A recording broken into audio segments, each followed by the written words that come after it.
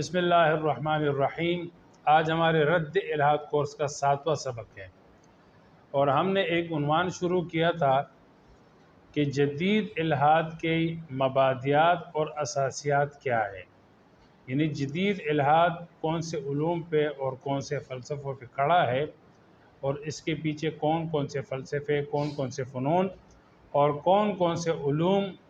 اور افکار کھڑے ہیں، اور اسی پر جو ہے الحاد کی گاڑی چل رہی ہے۔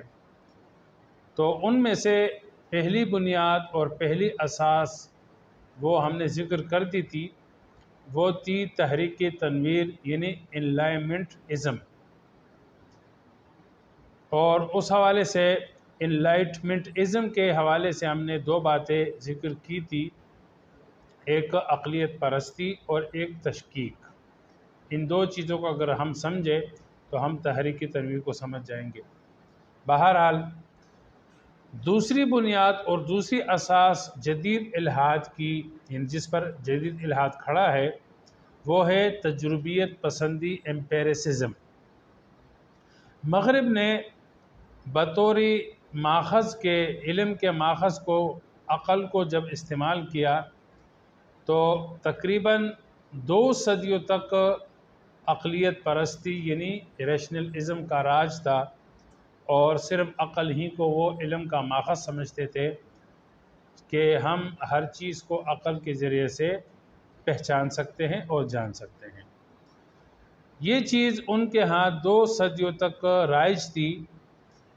اور اسی فلسفے نے یہ فلسفہ پروان چڑھتا رہا، لیکن جو وقت گزرتا رہا تو ان کو یہ احساس ہوا کہ عقل جو ہے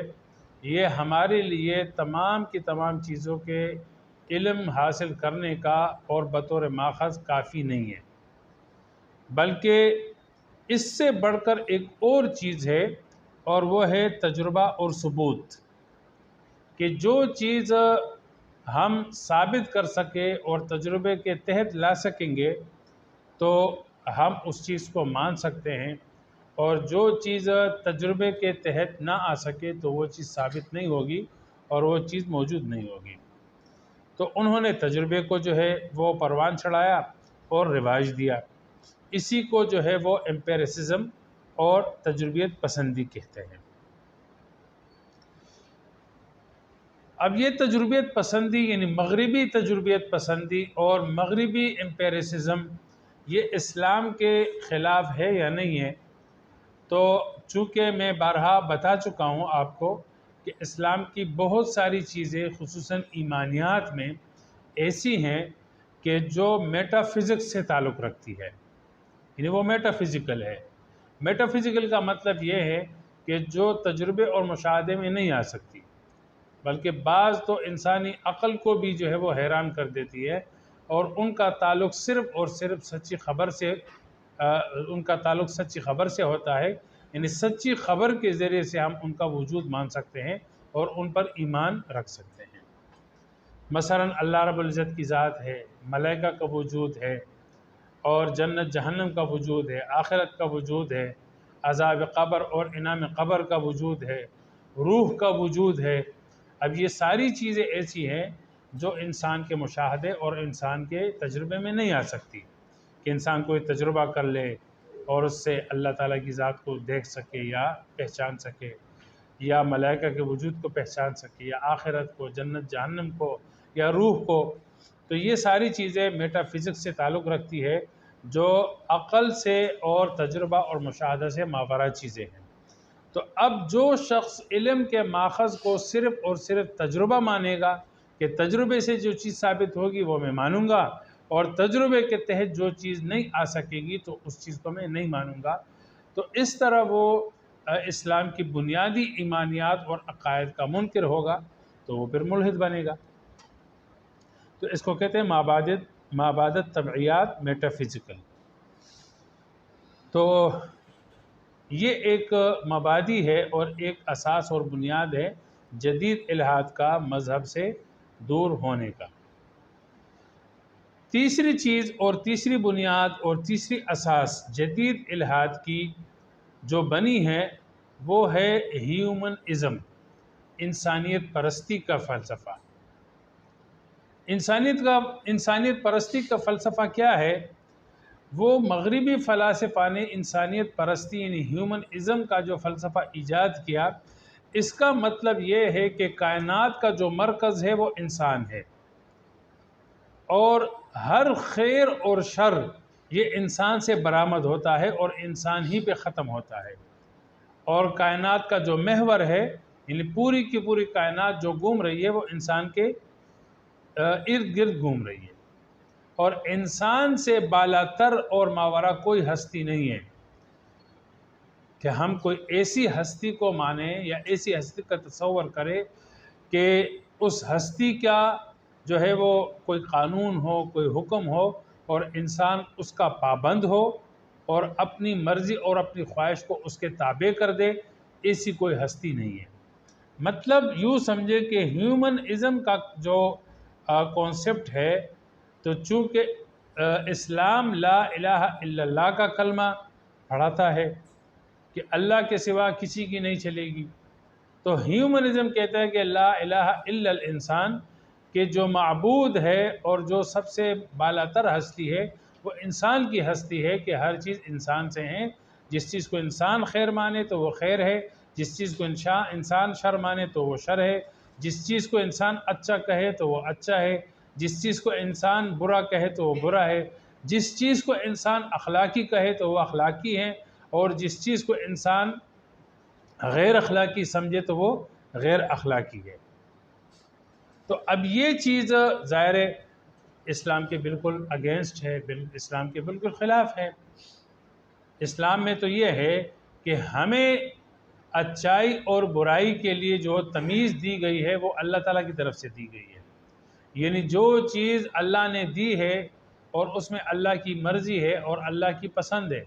تو وہ انسانوں کے لیے بہتر ہے اور اچھی ہے، اور جس چیز میں اللہ تعالیٰ کی مرضی نہیں اور اللہ کی خوشنودی نہیں اور اللہ تعالیٰ کو وہ ناپسند ہے، اللہ کے رسول کو ناپسند ہے، شریعت میں وہ منع ہے، تو پھر وہ انسانوں کے لیے برا ہے۔ اب اللہ اور رسول کی مرضی کے مطابق جو چیز ہوگی تو وہ اخلاقی ہوگی، اور اللہ اور رسول کی پسند کے جو خلاف ہوگا، جو چیز خلاف ہوگی، جو عمل خلاف ہوگا تو وہ چیز غیر اخلاقی ہوگی۔ مطلب یہ کہ خیر اور شر، اچھائی اور برائی، اخلاق اور غیر اخلاقی چیزیں، ان سب کی تعیین اور ان سب کو طے کرنا یہ اللہ اور رسول کی ذمہ داری ہے، اور اللہ اور رسول کا رتبہ ہے اور مرتبہ ہے۔ یہ حیثیت ان کو حاصل ہے کہ کس چیز کو انسان کے لیے اچھا طے کرے اور کسی چیز کو انسان کے لیے اخلاقی طے کر دے، کسی چیز کو انسان کے لیے کرنے کے لیے طے کرے، اور کس چیز کو غیر اخلاقی، برا اور وہ ممنوع قرار دے۔ لیکن ہیومنزم بالکل اس کے اگینسٹ ہے۔ ہیومنزم کو مذہب کے اندر جو چیز بری لگتی ہے سب سے زیادہ، وہ جو بری لگتی ہے وہ انسانوں کو افکار کے لحاظ سے تقسیم کرنا، یہ ہیومنزم کو بالکل ہضم نہیں ہوتا۔ مطلب ہیومنزم کہتا ہے کہ مذہب انسانوں کو افکار میں تقسیم کرتا ہے، مومن اور کافر میں تقسیم کرتا ہے، صالح اور فاسق میں تقسیم کرتا ہے، نیک اور بد میں تقسیم کرتا ہے۔ یہ بات سمجھ آ گئی؟ یہ چیز جو ہے ہیومنزم کو بالکل ناپسند ہے۔ ہیومنزم کہتا ہے کہ انسان کو انسان کی حیثیت سے دیکھو، انسان کو اس نظر سے دیکھو کہ اس کی کوئی فکر نہیں ہے، چاہے اس کی فکر کچھ بھی ہو، چاہے اس کی فکر اسلام ہو یا اس کی فکر جو ہے وہ غیر اسلامی ہو، چاہے اس کی فکر یعنی کوئی نیک کردار والی ہو یا اس کی سوچ غلط کردار والی ہو، منفی کردار والی ہو، لیکن ہم نے تمام انسانوں کو برابر سمجھنا ہے۔ ہم نے انسانوں کو افکار اور عقائد کے لحاظ سے تقسیم نہیں کرنا ہے، بلکہ ہر انسان کو انسان سمجھ کر اس کے ساتھ ہمیں اپنا رویہ اختیار کرنا چاہیے۔ اب یہ جو ہیومنزم کا فلسفہ ہے کہ انسانوں کو افکار سے قطع نظر انسان سمجھ کر ان کے ساتھ رویہ کیا جائے اور ان کے ساتھ معاملہ کیا جائے اور افکار میں تقسیم نہ کی جائے، تو کیا یہ فکر خود اپنے آپ میں صحیح ہے یا غلط ہے؟ تو انشاءاللہ اس پہ ہم آگے دوسرے کورس میں بات چیت کریں گے ہیومنزم کے فلسفے پر اور ہیومنزم کی بنیادوں پر، پھر ان کا انشاءاللہ اسلام کے ساتھ تقابل اور اسلامی تناظر میں اس کا جائزہ ہوگا۔ لیکن یہ خود ایک فکر ہے کہ انسان کی کوئی فکر نہیں ہے، یعنی انسانوں کو افکار کے لحاظ سے تقسیم نہ کیا جائے، یعنی انسان کو اس کی فکر کی اور اس کے عقیدے اور اس کے ایمان کی نظر سے نہ دیکھو۔ تو اب یہ خود ایک فکر ہے کہ انسان کو قطع نظر فکر کے دیکھا جائے، بس سمجھ گئی؟ تو خود میں یہ ایک فکر ہے۔ تو اگر اسلام اور مذاہب انسانوں کو افکار دیتے ہیں تو ہیومنزم نے بھی تو ایک فکر ہی دی ہے، اور وہ فکر کیا ہے کہ بھئی تمام افکار سے قطع نظر اور تمام افکار کو بالائے طاق رکھ کر انسان کو انسان کی نظر سے دیکھو، تو یہ تو خود ایک فکر ہے۔ تو یعنی ہیومنزم نے کوئی نئی چیز نہیں دی ہے۔ دوسری بات کہ ایک ایسا انسان جس کی کوئی بھی فکر نہ ہو، اچھائی کا، برائی کا، اخلاق کا، غیر اخلاق کا، یا ایمان کا یا کفر کا، یعنی کسی بھی انسان کی کوئی فکر نہ ہو، تو ایسے انسان کا تصور ہی ناممکن ہے۔ یعنی جو انسان ہوگا تو اس کا کوئی نہ کوئی تصور ہوگا، چاہے وہ جنگل کے قبائل میں رہتا ہو، لیکن اس کی کوئی نہ کوئی فکر ضرور ہوگی۔ مثلا جو قبائل ایمیزون کے جنگلات میں رہتے ہیں تو ان کی بھی کچھ روایات ہیں، حالانکہ وہ روایات ان کو کسی یونیورسٹی نے یا کسی پیغمبر نے یا کسی فلسفی نے نہیں سکھائے، لیکن وہ آپس میں قبائل یا ایک ہی قبیلے کے مختلف خاندان جو آپس میں لین دین اور معاملات اور معاشرت رکھتے ہیں، تو وہ کسی فکر اور کسی نظریے پر چل رہے ہوتے ہیں۔ تو پہلے تو یہ ہے کہ ہیومنزم خود ایک فکر ہے۔ جب آپ انسان کو افکار سے کاٹیں گے تو پھر ہیومنزم کی فکر سے بھی اس کو کاٹنا پڑے گا، حالانکہ یہ ناممکن ہے۔ دوسرا کہ ایک ایسے انسان کا وجود جو کسی بھی فکر سے یعنی متعلق نہ ہو، کسی بھی فکر سے وابستہ نہ ہو، تو ایسے انسان کا وجود صرف ایک خیال میں ہو سکتا ہے، لیکن ریئل میں، حقیقت میں ایسے انسان کا وجود کہیں پر نہیں ہے۔ یہ بات سمجھ آ گئی؟ بہرحال انشاءاللہ اس پر مزید بات ہوگی۔ چوتھی بنیاد اور چوتھی اساس اور چوتھا مبادی جو جدید الحاد کا ہے وہ مارکسزم ہے۔ مارکسزم دراصل یہ تو ایک معاشی فلسفہ ہے جو کارل مارکس نے پیش کیا تھا، لیکن اگر اس کو بغور دیکھا جائے تو یہ صرف ایک معاشی یعنی اکونومیکل فلسفہ نہیں ہے،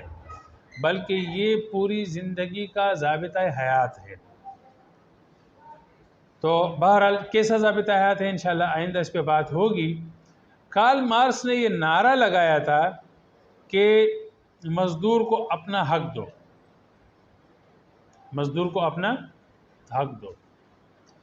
اور کارل مارکس کا یہ نعرہ تھا کہ بھائی مزدور اور غریب کو جو حق ہے وہ مالدار ان کو حق نہیں دیتے، بلکہ محنت اور مزدوری اور جانی کوشش وہ ایک مزدور کرتا ہے، لیکن اس کا جو نفع ہے اور منافع ہے اور اس کا جو فائدہ ہے وہ مالداروں کو جاتا ہے، مال والوں کو جاتا ہے۔ بات سمجھ گئی؟ اور کارل مارکس کہتا تھا کہ اس کی جو وجہ ہے اس ظلم کی اور مزدور کے ساتھ زیادتی کی، کہ محنت مزدور کی ہوتی ہے لیکن اس کا فائدہ اور نفع جو ہے وہ مالداروں کو جاتا ہے، انویسٹر کو جاتا ہے، تو اس کی جو وجہ ہے وہ مذہب ہے۔ اور وہ کہتا تھا کہ یہ جو مذہب ہے یہ مالداروں کی ایجاد ہے، یہ سرمایہ داروں کی ایجاد ہے، سرمایہ داروں نے مذہب کو ایجاد کیا اور اس کی مثال ایک افیون جیسی ہے کہ جس طرح افیون کھانے والا جب افیون کھاتا ہے تو مدہوش ہو جاتا ہے، اس کو دنیا جہاں کی کوئی خبر نہیں ہے۔ تو مالداروں نے اس مذہب نامی افیون کو ایجاد کیا اور مزدوروں کو یہ کھلایا اور کہا کہ کیا ہوا کہ اگر تمہیں دنیا میں اپنا حق نہیں ملتا اور تم دنیا میں غربت کی چکی میں پس رہے ہو تو آخرت میں اس کا بدلہ ضرور ملے گا۔ تو اس طرح ان کو مدہوش رکھا اور اس بے ہوشی میں رکھا کہ چلو یار اگر یہاں نہیں ملتا تو ہمیں اپنے حق کا بدلہ جو ہے وہ اللہ تعالیٰ آخرت میں دے دیں گے اور ان ظالموں سے ہمیں اللہ تعالیٰ انصاف دلا دیں گے۔ تو اب اس مدہوشی میں اور بے ہوشی میں یہ مزدور طبقہ دنیا کے اندر مالداروں سے اپنے حق کا مطالبہ نہیں کرتے۔ یہ بات سمجھ آ گئی؟ اچھا، دوسری بات یہ ہے کہ دنیا کے اندر سارے کے سارے لوگ جو ہے وہ برابر نہیں ہیں، ایک طبقاتی فرق موجود ہے، طبقاتی تفریق یہاں پر موجود ہے کہ کوئی غریب ہوگا اور کوئی امیر ہوگا۔ تو وہ کہتے ہیں کہ یہ امیر اور غریب کی جو طبقاتی تفریق ہے اس کی ذمہ دار جو ہے وہ مذہب ہے، کہ مذہب نے جو ہے ان انسانوں کو تقسیم کر دیا ہے، کچھ کو مالدار بنایا اور کچھ کو جو ہے وہ غریب بنایا، اور غریبوں کا حق جو ہے وہ مالدار کھاتے رہیں اور ان کو آخرت کی امید پر جو ہے وہ اس دنیا میں اپنے حق سے محروم رکھا۔ یہ بات سمجھ آ گئی؟ حالانکہ اس طبقاتی فرق کو کیا نام ہے مان کر اس کی ذمہ دار مذہب کو ٹھہرانا یہ بالکل مذہب کے ساتھ انصاف نہیں ہے، بلکہ اس کی ذمہ دار جو ہے وہ وسائل کی صحیح تقسیم نہ کرنا، وسائل کی غیر منصفانہ تقسیم اس کی ذمہ دار ہے۔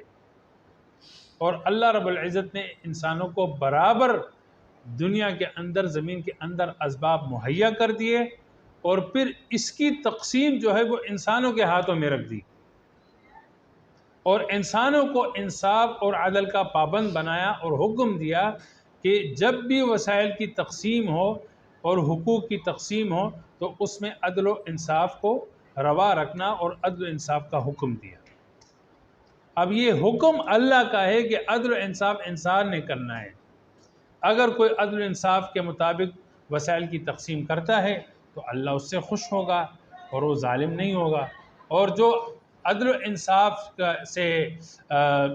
کو چھوڑ کر ظالمانہ تقسیم کرے گا یا وسائل پر جو ہے وہ غاصبانہ قبضہ کرے گا اور غریبوں کے حقوق کو دبائے گا تو ظاہر ہے وہ اللہ کی نظر میں ظالم ہے۔ یہ بات سمجھ آ گئی؟ تو وسائل کی جو تقسیم ہے وہ اللہ رب العزت نے اپنے ہاتھ میں نہیں رکھی، بلکہ وسائل کی تقسیم انسان کے ہاتھ میں رکھی اور اس کو عدل و انصاف کے اصولوں کا اور قوانین کا حکم دیا، پابند بنایا۔ اب اس کا ذمہ دار انسان خود ہے کہ وہ عدل و انصاف کے تقاضوں کے مطابق وسائل کی تقسیم کرتا ہے یا ظالمانہ تقسیم کرتا ہے، اور پھر اس کا حساب اللہ تعالیٰ تو ضرور لیں گے۔ یہ بات سمجھ آ گئی؟ تو اس کی ذمہ دار جو ہے وہ انسان خود ہے کہ اس نے منصفانہ تقسیم کے بجائے ظالمانہ تقسیم کر دی اور چند ہاتھوں نے دنیا کی دولت کو سمیٹا۔ تقریباً ایک تحقیق کے مطابق جو ہے وہ 20% دنیا کے جو وسائل ہے وہ دنیا کے 80% انسانوں کو مہیا ہے، اور دنیا کے 80% وسائل جو ہے وہ 20% سرمایہ دار اور اسی طرح سرمایہ داروں کے ہاتھوں میں ہیں۔ تو اب آپ خود بتائیے گا کہ دنیا کے 100% وسائل میں سے جب 20% وسائل 80% انسانوں میں تقسیم ہوں گی اور اسی طرح 80% وسائل وہ 20% سرمایہ داروں کے ہاتھوں میں ہوں گے تو دنیا میں کیا ہوگا؟ دنیا میں افلاس ہوگا، مہنگائی ہوگی، غربت ہوگی، اور پھر اسی غربت کی وجہ سے جو ہے پھر یعنی غلط افکار اور گمراہیاں بھی پھیلتی ہے، جس طرح حدیث میں آتا ہے کہ کاد الفقر ان یکون کفرا، کہ فقر انسان کو کفر تک جو ہے وہ پہنچا دیتی ہے۔ ٹھیک ہے، بہرحال الحاد کی جو 5ویں بنیاد ہے وہ کچھ سائنسی نظریات اور سائنٹیفک تھیوریز ہے۔ کہ دیکھیے جب تک بگ بینگ تھیوری ایجاد نہیں ہوئی تھی، دریافت نہیں ہوئی تھی، تو انسان اس کائنات کی توجیہ میں مذہب کا محتاج تھا اور کہتا تھا کہ کائنات کہاں سے وجود میں آئی، تو مذہبی پیراڈائم میں اس کو جواب ملتا تھا کہ اس کا خالق اللہ ہے، اللہ نے پیدا کیا۔ لیکن ملحدین کہتے ہیں کہ جب بگ بینگ کی تھیوری آ گئی کہ خود بخود ایک نقطے